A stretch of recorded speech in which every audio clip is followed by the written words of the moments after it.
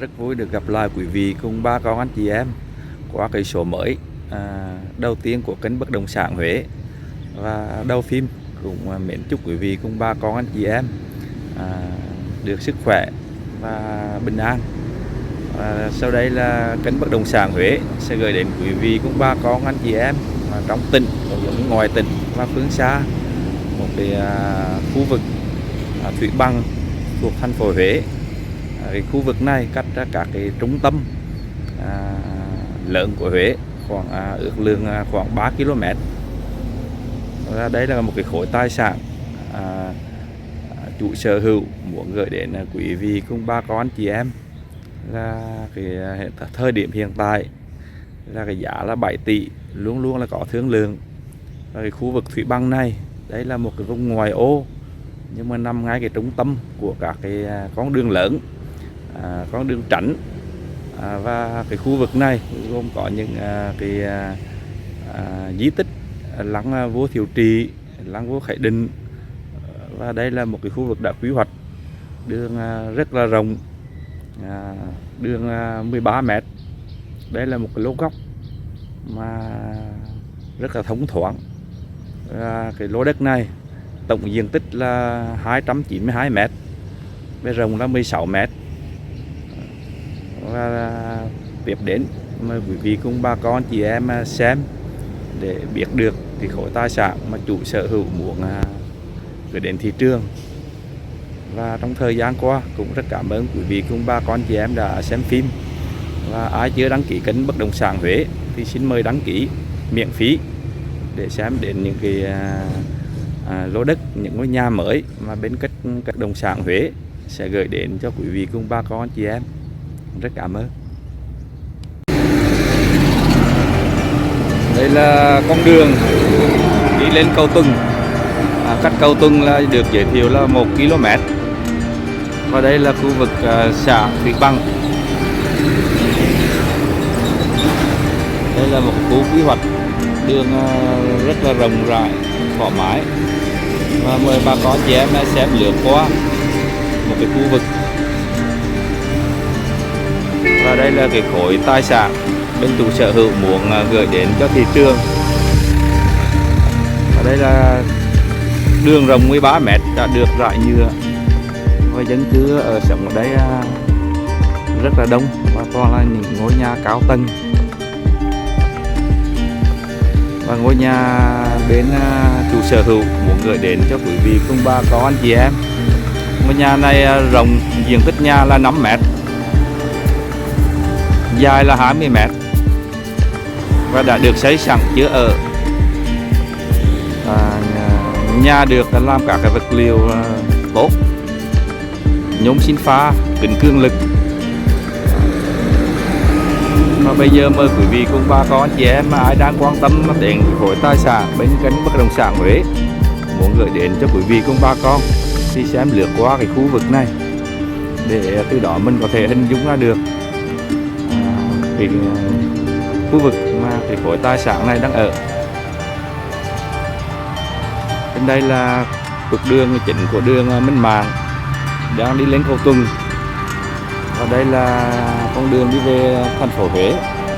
Ước lượng cả cách cái trục đường chính là cỡ 2 km.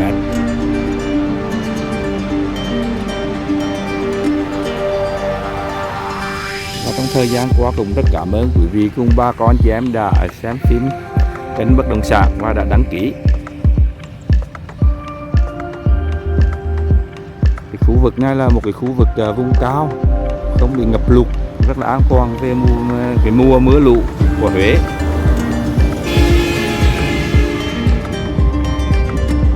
Hiện tại đây là một cái trục đường của khu quy hoạch thủy băng. Đường được rải nhựa và rất là thông thoáng, đẹp. Và cái khối tài sản này tổng diện tích đất là 292 m², bề rộng là 16 m, nằm ngay cái lô góc này. Máy sẽ di chuyển quanh để quý vị cùng bà con anh chị em thông qua phim nếu mà có quan tâm đến khối tài sản này thì cũng dễ hiểu được cái vị trí của cái khối tài sản này đang nằm. Và hiện tại cái khu vực này đang hình thành lên các cái vùng đất trống dành cho những ai đang muốn nghỉ ngơi hoặc là và đứng từ cái vị trí sát bên cái khối tài sản này. Ở ngoài kia là đường Minh Mạng, cái trục đường chính này thì trục đường đang quy hoạch, ngoài kia là đường Minh Mạng, xe đang hoạt động rất là năng. Và cái không khí khí hậu ở đây rất là trong lành và mát mẻ. Có những cái góc máy như vậy để quý vị cùng bà con anh chị em không có phim thì cũng dễ hình dung được.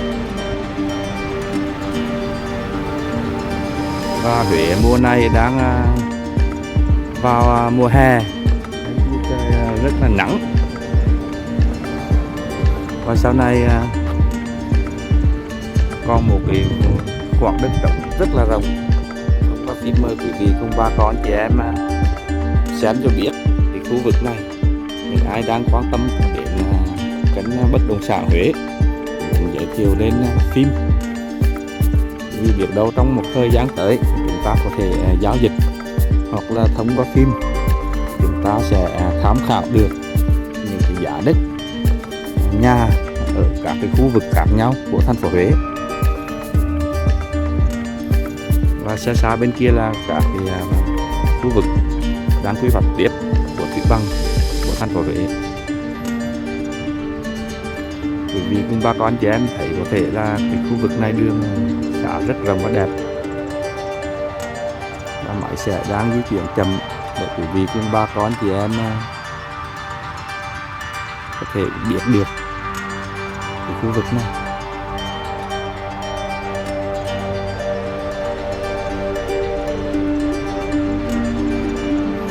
Khối tài sản bên kênh bất động sản Huế muốn gửi đến thị trường là cái ngôi nhà này. Ngôi nhà này mới xây chưa ở.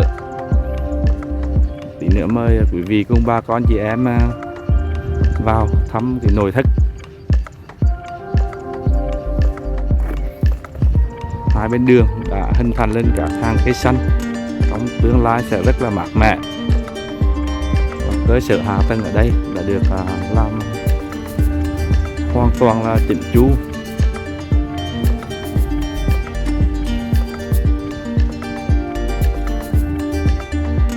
Cái khu vực thủy bằng này nếu tìm trên Google Maps thì hình như là cũng chưa thấy được, vì cái khu vực này mới hình thành. Sau này đăng ký rồi thì có khả năng là quý vị cùng bà con chị em sẽ nhìn được các cái thông tin.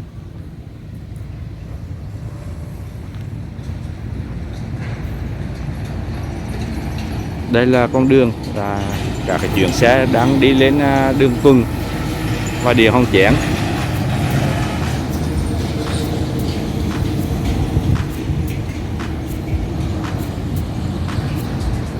Máy đang di chuyển quanh cái khu vực này để thông qua phim bà con quý vị anh chị em cũng có thể biết thêm cái cách thức sinh hoạt của bà con đang sống trên cái khu vực này.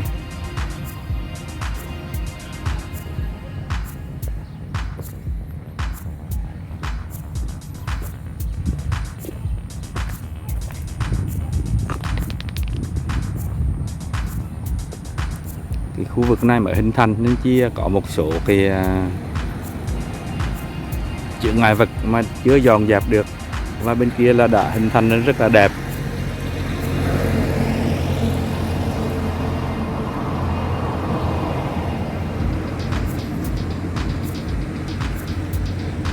Và đây là một cái khối tài sản của kênh bất động sản Huế đang gửi đến thị trường, nằm ngay cái lô góc này.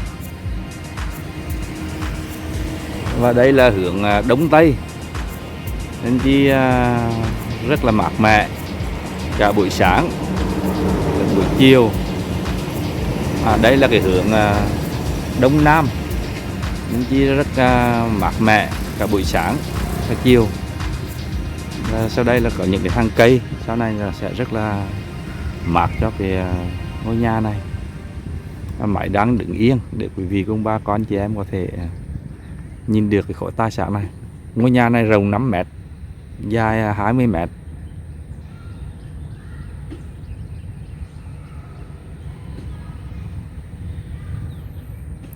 Và bây giờ máy sẽ di chuyển vào cái khối tài sản để quý vị cùng bà con chị em có thể xem cái nội thất có những cái gì mà chủ sở hữu muốn gửi đến cho thị trường.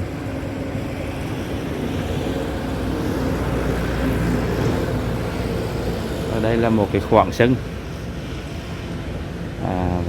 dọn, khả năng là được 4 băng tiệc tròn.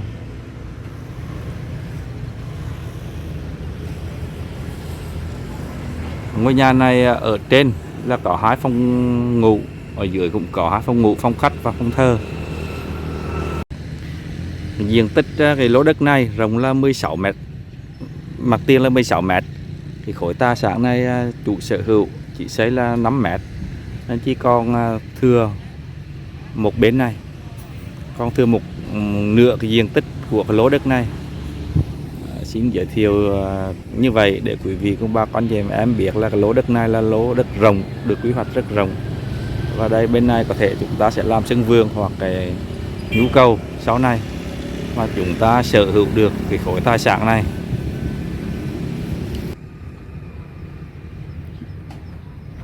Máy sẽ di chuyển vào. Đây là một cái ngôi nhà mới xây, chưa ở, anh chị chủ sở hữu cũng chưa trang bị các cái thiết bị đèn đầy đủ. Đây là các cái vật liệu nhôm xin pha và kính cường lực. Những cái vật liệu này là những cái vật liệu tốt, có thể chống chọi được cái thời tiết nóng hoặc là mưa ẩm ở Huế, và rất là bền bỉ.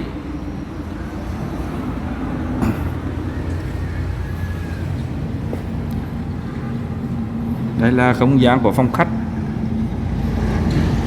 Phòng khách ước lượng vào khoảng gần 20 mét. Và cầu thang thì được làm bằng sắt.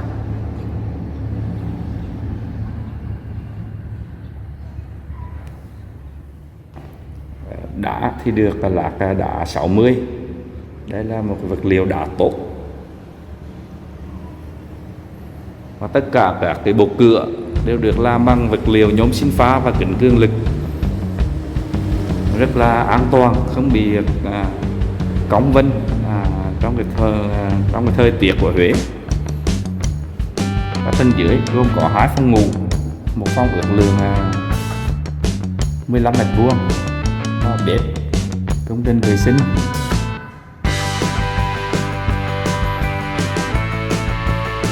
Nội thất hiện tại thì chưa có gì giới thiệu quá như vậy thì chúng bà con thì em có thể biết được.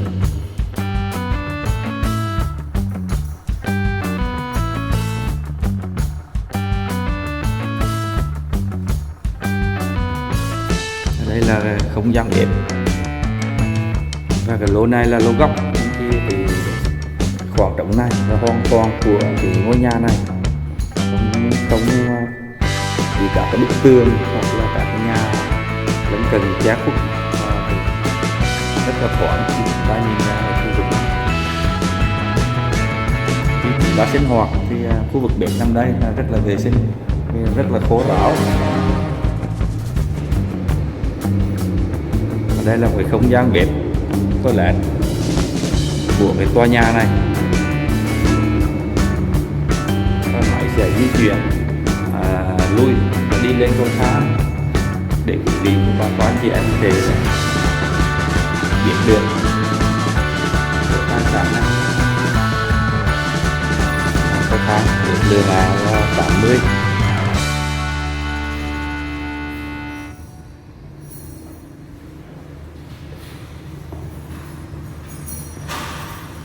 Thông qua phim, quý vị cùng bà con chị em có yêu cầu những cái lô đất hoặc các ngôi nhà, giá cả bao nhiêu, vị trí nằm ở đâu, thì xin cứ comment ở dưới phim để quý vị cùng bà con anh chị em có thể xem tiếp những cái số mới mà kênh bất động sản sẽ gửi đến cho bà con. Và khi lên tầng 2 thì cũng có thể giống như tầng 1, cũng là 2 phòng ngủ và công trình vệ sinh. Và phía bên tay phải là phòng thờ khá rộng rãi, phòng thờ ước lượng gần 30 mét.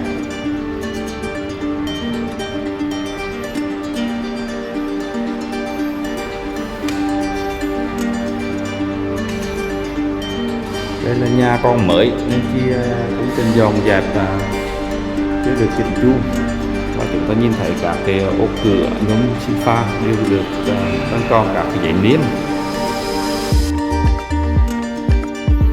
Máy đang di chuyển chậm vì chúng ba con chị em có thể qua phim thì cũng có thể đánh giá được.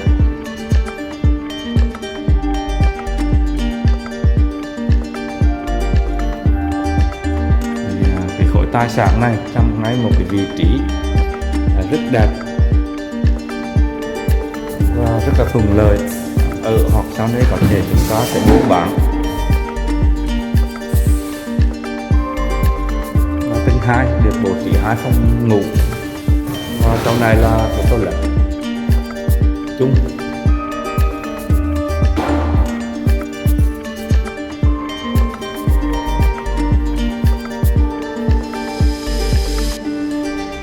Một cái phòng ngủ ước lượng gần 25 mét. Đây là cũng là về mét khá rộng. Đây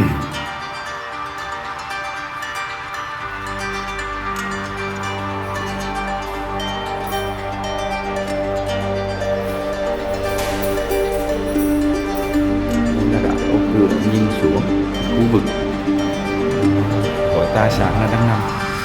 Đây là các lô góc anh chỉ có mình nhìn thấy được những cái diện tích thoáng rộng như thế này. Và trước đó là cái khu vực ban công.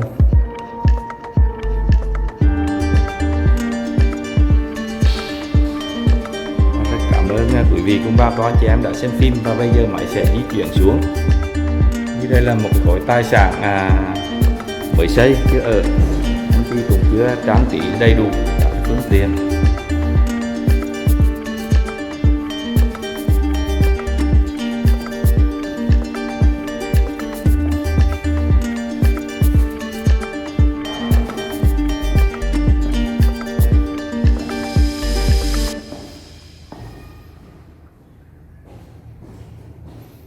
Đây là khu vực phòng khách. Máy sẽ đứng yên để quý vị cùng bà con chị em có thể nhìn thấy ngoài kia là các cái trục đường chính.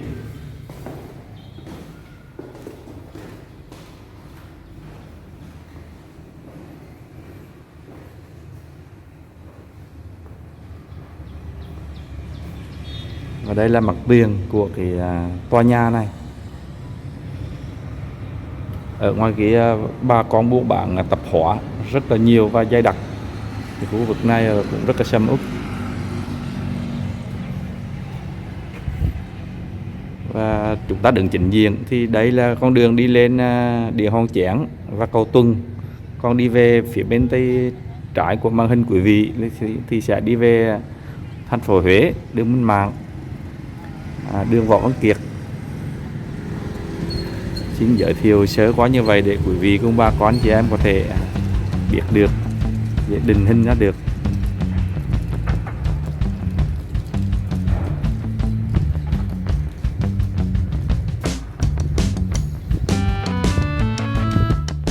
Đây là một cái số khung cảnh của bà con đang sống ở đây, và khu vực này còn rất là rộng, đất còn rất là nhiều.